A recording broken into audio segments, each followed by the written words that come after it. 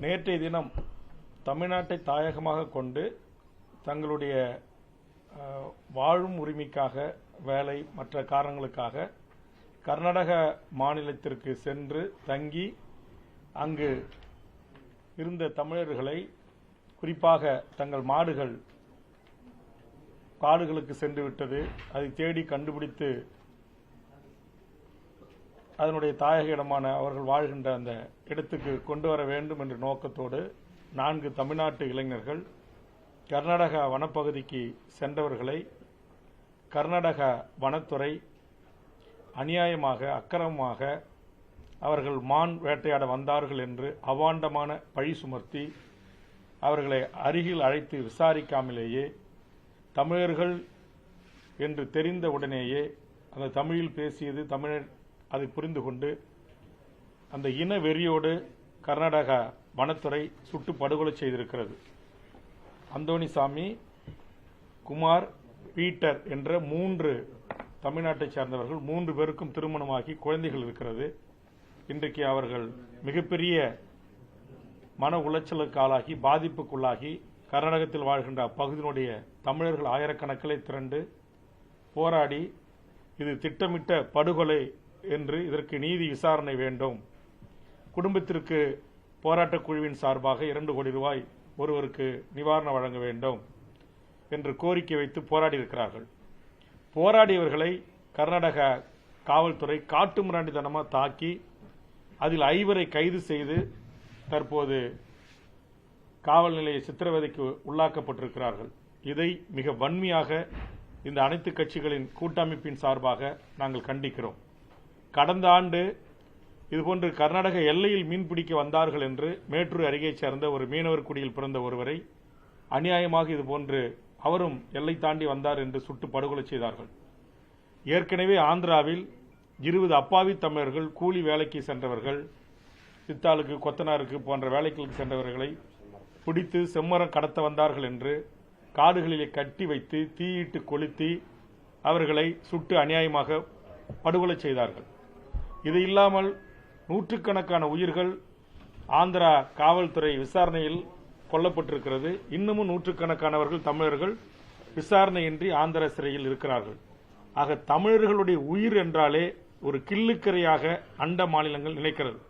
கடந்த 2011-12 ஆண்டுகளில் ஐயப்பனை தரிசிக்க சென்ற விழுப்புரம் மாவட்டத்தைச் சேர்ந்த ஒரு கூலி விவசாயி சாந்தவேளை சுடு வெந்நீரை ஊற்றி அவர் துடிக்க துடிக்க இறந்து போனார். அதற்காக நாங்கள் நீதி கேட்டோம். செம்மரம் கடத்த வந்தார்கள் என்று அப்பாவிகளை சுட்டுக் கொள்கிறீர்களே என்று நாம் அப்போது கவர்னர் மாளிகையை 50,000க்கு மேற்பட்ட தமிழக மக்களை அணிதிரட்டி தமிழக வாழ்வுரிமை கூட்டமைப்பின் சார்பாக மிகப்பெரிய போராட்டங்களை முன்னெடுத்தோம். அந்த குடும்பத்துக்கு கொஞ்சம் நிவாரணம் கிடைக்கப்பட்டதை தவிர அந்த உயிர் தியாகத்திற்கு இதுவரையில் நீதியின் முன் நிறுத்தி அந்த வனத்துறையினரோ காவல்துறையிலோ தண்டிக்கப்படவில்லை. இங்கு தமிழ்நாட்டு மீனவர்கள் மீன்பிடிக்க சென்றால் சிங்கள ராணுவம் சுட்டு படுகொலை செய்கிறான். ஐயப்பன் கோயிலுக்கு சாமி கும்பிட போன அங்க மலையாளிகள் கேரள காவல்துறை வனத்துறை அடிச்சு கொள்றான். இங்க ஆந்திராவிலையும் தெலுங்கானாவிலையும் இது போன்ற நிலைமை ஏற்படுகிறது என்று சொன்னால் தமிழ்நாடு முதலமைச்சர் நான் இந்த நேரத்தில் வேண்டுவது, வட இந்தியர்கள் இங்கு தாக்கப்படுகிறார்கள் என்கிற ஒரு வதந்தி பரவிய உடனேயே அந்த நாட்டுடைய துணை முதலமைச்சரிலிருந்து அந்த நாட்டுடைய சீஃப் செக்ரட்டரி தலைமைச் செயலாளருக்கு நிகரான அதிகாரிகள் குழுவை அனுப்பி வட இந்தியர்கள் இங்கு உயிர் அச்சமில்லாமல் வாழ்கிறார்களா என்பதை உறுதி செய்து நாட்டுடைய டிஜிபி, போலீஸ் கமிஷனர், ஜோனல் கமிஷனர்கள், ஐஜிக்களோடு கூட்டம் நடத்தினார்கள். ஆனால் இறந்து 24 மணி நேரம் இன்றைக்கு 3 அப்பாவி தமிழர்கள் பிழைக்கப் போன இடத்தில் சுட்டு படுகொலை செய்திருக்கிறது கர்நாடக அரசு. தமிழ்நாட்டு முதலமைச்சரிடமிருந்து ஒரு கண்டனம் கூட இதுவரையில் வரவில்லை. உடனடியாக ஒரு கூடுதல் தலைமைச் செயலாளர், ஒரு கூடுதல் காவல்துறை இயக்குநர் தலைமையில் ஒரு குழுவை அனுப்பி உடனடியாக கர்நாடக முதலமைச்சரிடம் இந்த குழு சந்தித்து பேச்சுவார்த்தை நடத்தி இந்த 3 கொலைகளுக்கும் உடனடியாக கொலை செய்த வனத்துறையின் மீது 302 கொலை வழக்கு பதிவு செய்து அவர்கள் நீதியின் முன் நிறுத்த முதலமைச்சர் அழுத்தமான வேண்டுகோளை முன்வைக்க வேண்டும். உயிரிழந்த குடும்பத்திற்கு உரிய நிவாரணத்தை கர்நாடக அரசிடமிருந்து பெற்றுத்தர வேண்டும். இல்லை என்றால் இதில் ஒத்த கருத்துள்ள இந்த அனைத்து கட்சிகள் கூட்டமைப்பு மற்றும் தமிழர் வாழ்வுரிமை கூட்டமைப்பில் இருக்கிற ஒத்த இயக்கங்கள் சமூக மாற்றத்திற்காக களத்தில் இருந்து போராடுகிற இயக்கங்களை அணிதிரட்டி இந்த படுகொலைக்கு காரணமாக இருந்த கர்நாடக வனத்துறையைச் சேர்ந்த எவர் தமிழ்நாட்டின் எல்லைக்குள் வந்தாலும் அவர்களை தமிழக சூடு சொரண மானம் தன்மானம் மொழி உணர்வு இன உணர்வு பற்றுள்ள தமிழர்கள் ஒன்று கூடி அதற்கான மிகப்பெரிய ஒரு போராட்டத்தை எடுப்போம் என்பதை கர்நாடக அரசுக்கு எச்சரிக்கையாக பதிவு செய்கிறோம். தொடர்ந்து தமிழ்நாட்டு தமிழர்களை அங்கு அடிப்பதும் கொலை செய்வதும் வீடுகளை சூறையாடுவதும் பேருந்துகளை எரிப்பதும் என்கிற வன்முறை வெறியாட்டம் காவேரி மேகதாட்டில் இன்றைக்கு அணையை கட்டப்போகிறோம் என்று சொல்லிவிட்டதோடு மட்டுமல்லாமல் உச்சநீதிமன்றங்கள் காவிரி நதிநீர் ஆணையம் கூறிய தண்ணீரை மாத அளவில் திறந்து விடுவதற்கு நேர் மாறாக இன்றைக்கு அங்கு இருக்கிற விவசாயிகளையும் அங்கு இருக்கிற கன்னட வேதிய கும்பல்களையும் தூண்டிவிட்டு இன்றைக்கு தமிழ்நாடு பேருந்துகள் தடுத்து நிறுத்தப்படுகின்றன, சரக்குந்துகள் நிறுத்தப்படுகிறது, மகிழுந்துகள் நிறுத்தப்படுகிறது. தமிழர்கள் உயிரெச்சத்திலேயே அண்டை மாநிலம் கர்நாடகத்துக்கு சென்று வரக்கூடிய அவலத்துக்கு தமிழர்கள் தள்ளப்பட்டிருக்கிறோம். தமிழ்நாட்டு மக்களால் தேர்ந்தெடுக்கப்பட்ட அரசும் காவல்துறையும் அரசு இயந்திரமும் கள்ளமோனும் சாதித்துக் கொண்டிருக்கிறது. இதை நாங்கள் மிக வன்மையாக கண்டிக்கிறோம். ஆதலால் கர்நாடக அரசுக்கு எச்சரிக்கையாக நாங்கள் சொல்ல விரும்புவது, உங்கள் அரசு பேருந்துகள் எங்கள் மண்ணுக்கு வந்து போகின்றன, உங்கள் அரசு அதிகாரிகள் வாகனங்கள் எங்கள் மண்ணுக்கு வந்து போகிறது, உங்கள் அரசியல்வாதிகள் அதிகாரிகள் விமானத்தின் மூலமாக மகிழுந்தின் மூலமாக எங்கள் மாநிலத்திற்கும் எங்கள் எல்லைக்கும் வந்து போகிறீர்கள். தமிழர்களுக்கு அங்கு இழக்கப்படுகின்ற அநீதி போல் நாங்களும் இங்கு திருப்பி அதற்கான நடவடிக்கைகள் இறங்கினால் இது இரு மாநில மக்களின் சகோதரத்துவம் பாதிக்கப்படும் என்கிற அந்த மாந்தநேய மனிதநேய அடிப்படையில் தமிழர்கள், அரசியல் கட்சிகள், தமிழ் தேசிய அமைப்புகள், இங்கு இருக்கக்கூடிய பெரியாரிய அம்பேத்கரிய மார்க்சிய சிந்தனையாளர்கள் நாங்கள் அப்படி சிந்திக்கிறோம். ஆனால் கர்நாடகா ஒருபோதும் அப்படி சிந்தித்தது இல்லை. அங்கிருக்கிற கன்னட வெறி கும்பல்களை தூண்டிவிட்டு அதற்கு பின்னால் அரசு பதுங்கிக் கொள்கிற இந்த மோசமான நடவடிக்கை முற்றுப்புள்ளி வைக்க வேண்டும். அதற்கு உரிய நடவடிக்கைகளை தமிழ்நாடு முதலமைச்சர் போர்க்கால அடிப்படையில் எடுக்க வேண்டும் என்று இந்த நேரத்தில் நான் வலியுறுத்தி கேட்டுக்கொள்கிறேன். இதை செய்ய அவர்கள் தவறினால் நிச்சயம் வேறு விதமான விளைவுகளை கர்நாடக அரசு இயந்திரம் தமிழ்நாட்டில் சந்திக்கும் என்பது எச்சரிக்கையாகவே நான் பதிவு செய்கிறேன். நன்றி.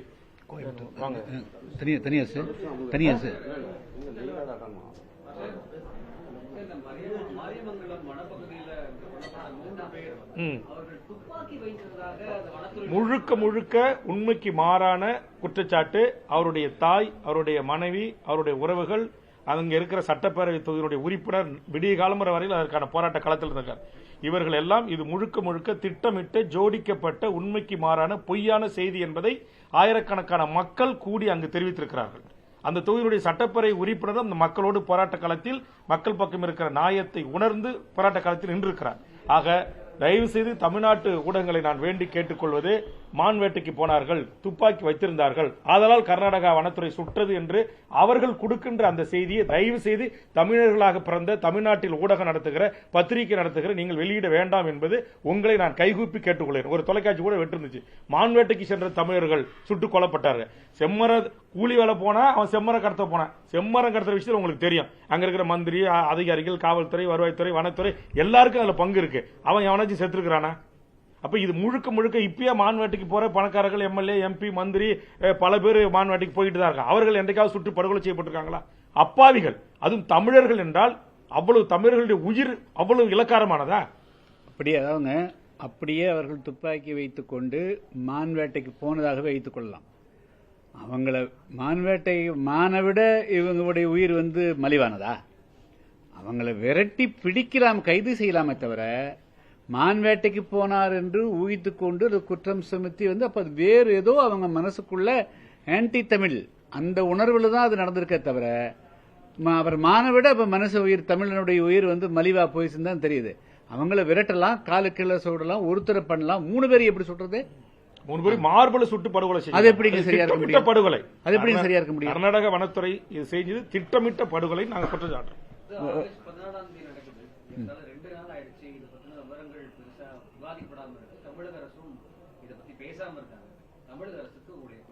தமிழக அரசினுடைய கோரிக்கை தான் நான் சொல்றேன். முதலமைச்சர் அவர்கள் உடனடியாக வாய் திறக்கணும். உடனடியாக அந்த குடும்பத்துக்கு 2 கோடி ரூபாய் இழப்பீடும், இவர்களை கொலை செய்த அந்த வனத்துறையை சேர்ந்தவர்கள் மீது கொலை வழக்கு பதிவு செய்வதற்கு தமிழ்நாடு முதலமைச்சர் அவர்கள் உடனடியாக வாய் திறந்து அறிவிப்பு செய்ய வேண்டும். இதுக்கு உதாரணம் சொல்றேங்க.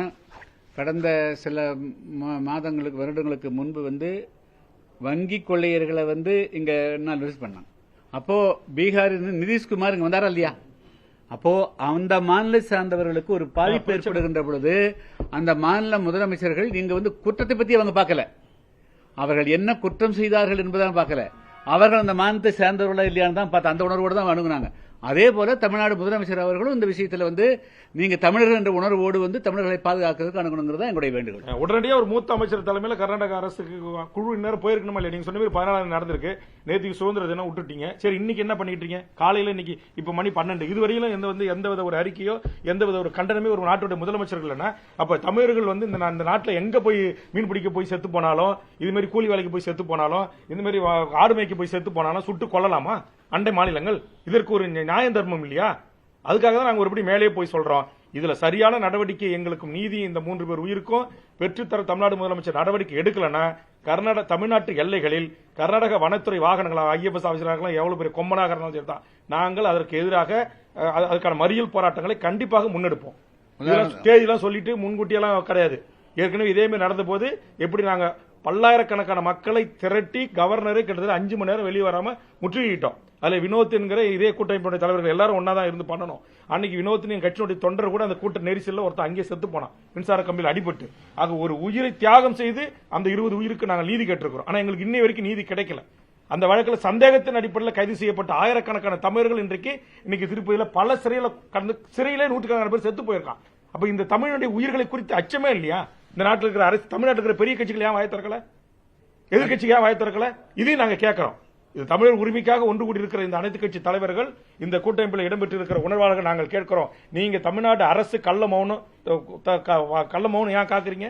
அப்படின்னா இதெல்லாம் தமிழ்நாட்டுடைய உயிர் பிரச்சனைங்க. காவேரி நீர் இருந்தா இன்னைக்கு மேகதாதுல அணை கட்டுறதுக்கு இன்னைக்கு அங்க போய் அவ்வளவு தாக்குதல் நடந்திருக்கு. இப்ப நமக்கு வெளியில பெரிய செய்தி வரல. ஒசூர்ல ஓட விரட்டான் வாட்டர் நாகராஜ் கும்பல் எல்லையில போராடுறான். ஒகேனக்கலுக்கு நான் போராடுறான். அப்ப வன்முறையை ஒரு வேதிய கும்பல்கள் தூண்டி விடுறான். அந்த அரசு ஒரு நடவடிக்கை எடுக்கல. அப்ப இதெல்லாம் குறித்து முன்கூட்டியே அப்படி ஒரு கண்டிச்சு முதலமைச்சர் 3 மாசம் ஆட்சிக்கு 100 நாள் நிறைவு செஞ்சாரு. ஒரு கண்டிச்சிருந்தா, ஒரு எதிர்ப்பை பதிவு செய்திருந்தா, நான் கேட்கிறேன், நீங்க மக்களால் தேர்ந்தெடுக்கப்பட்ட ஒரு முதலமைச்சர் உங்களுடைய புகைப்படத்தை கிழிக்கிறான், செருப்பால் அடிக்கிறான், உங்க முகத்துல சிறுநீர் கழிக்கிறான். இது உங்களுக்கு இதெல்லாம் பார்த்து உங்களுக்கு ஒரு கோபம் வர வேண்டாம்? ஒரு மான உணர்ச்சி வேண்டாம்? முதலமைச்சரை இதை தடுத்து நிறுத்துங்கன்னு சொல்லலாம். எங்கள் ஏழு தெரிந்தோ தெரியாமலோ இந்த நாட்டுடைய மக்கள் வாக்களித்து உங்களை இந்த நாட்டுக்கு முதலமைச்சரை ஆக்கிட்டாங்க. நீங்க தமிழ்நாட்டு மக்களுடைய முதலமைச்சர். உங்களை அவமானப்படுத்துவது, ஒட்டுமொத்த தமிழர்களை 8 கோடி தமிழர்களை அவமானப்படுத்துவதாக நாங்கள் கருதுகிறோம். நாங்கள் போராடுகிறோம், நாங்கள் வழக்கு வாங்குகிறோம். நீங்க எங்க இருக்கிறீங்க?